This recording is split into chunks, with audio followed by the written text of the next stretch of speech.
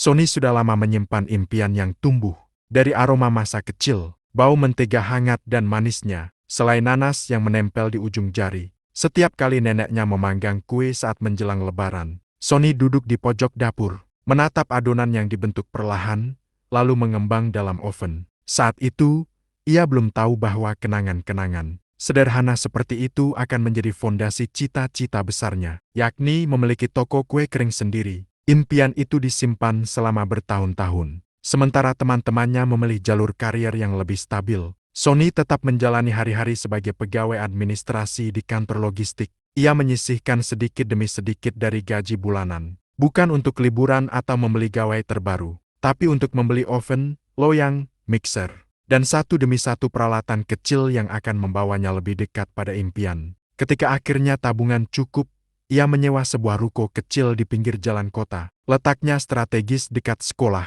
dekat kantor, bahkan tidak terlalu jauh dari pasar. Ia memberi nama tokonya Kriuk dan Kenangan, sebagai penghormatan pada masa kecil dan segala hal sederhana yang membuat hidup terasa hangat. Hari pembukaan toko ditetapkan pada awal bulan. Segala persiapan dilakukan dengan penuh semangat. Ia membuat adonan sejak subuh, menyusun kue dalam toples bening, dan menyiapkan spanduk promosi. Namun hujan deras mengguyur kota sejak pagi. Banjir kecil mulai menggenang jalanan, dan tidak ada satupun orang yang datang ke tokonya. Pada akhirnya, toko tutup lebih cepat dari rencana, dengan etalase yang masih penuh.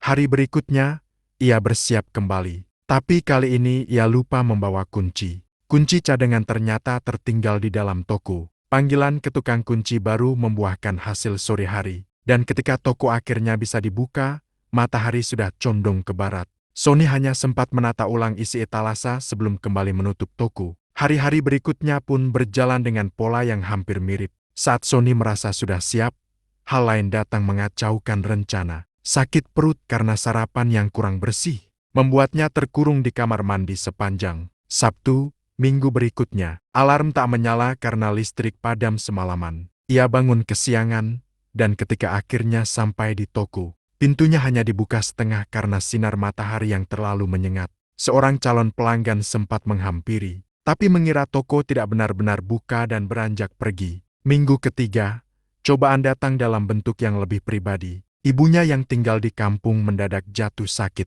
Tanpa berpikir panjang, Sony meninggalkan tokonya dan pulang. 5 hari berlalu, dan toko tetap tertutup. Ia hanya sempat menempelkan selembar kertas dengan tulisan tangan sederhana berbunyi tutup sebentar. Demi yang paling penting, waktu berjalan, toko yang nyaris tidak pernah buka mulai menarik perhatian warga sekitar. Beberapa orang mulai memperhatikan pola keanehan toko ini. Di media sosial lokal, foto toko ini beredar.